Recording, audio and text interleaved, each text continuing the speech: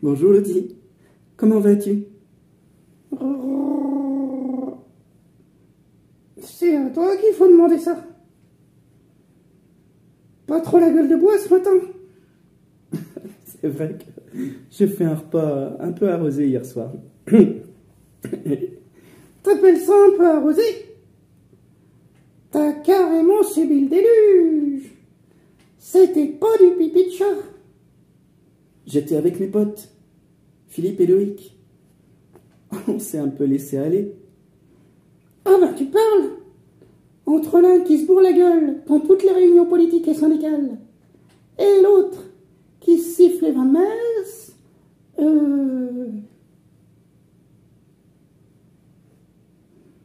que tu sois debout aujourd'hui, c'est déjà bien.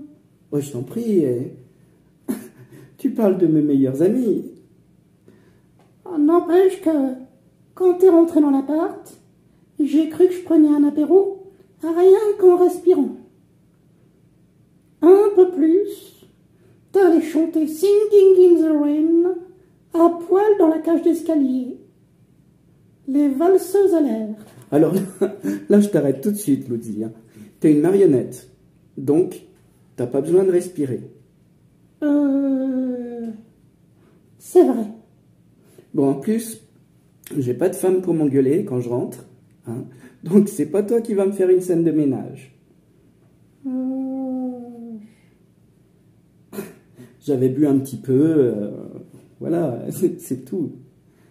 Les verres d'apéro, les bouteilles de vin pendant le repas, les digestifs. Ça fait du bien de nous lâcher un peu, d'oublier le temps d'une soirée tous les malheurs du monde. Qui continue de pas tourner rond pendant que monsieur fait la fiesta avec ses potes. Lottie, toi aussi, hein, tu bois. D'ailleurs, l'autre jour, devant la télévision, tu t'es pris une sacrée cuite. C'est pas pareil. Comment c'est pas pareil? C'était pour m'aider à supporter les images de guerre. Bah, t'aurais simplement pu éteindre la télévision, hein. Au lieu de t'enfiler les 2 bouteilles que je venais d'acheter. Le petit San Pellegrino était délicieux. Le Riccadonna, j'ai plus trop fait attention au goût qu'il avait. Faut dire que je m'étais goudronné le vestibule. J'étais pété comme un Polac. Oui, ben justement, après tu viens pas me donner des leçons, hein. D'accord? Je suis désolée. Bah tu peux, oui.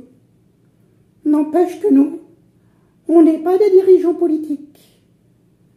Même quand on est pété, on déclenche pas une guerre mondiale. Non, parce que je connais un Ruskov qui doit se graisser régulièrement le toboggan, qui est murgé comme un goré et qui peut faire péter la planète à tout moment. Ça fout carrément la trouille. C'est vrai. Enfin, on sait pas si c'est à cause de l'alcool, hein. Oui. Quand on le voit, on peut s'imaginer qu'il s'est pris une poêle à frire dans la tronche et que ça lui a laissé de sacrées séquelles.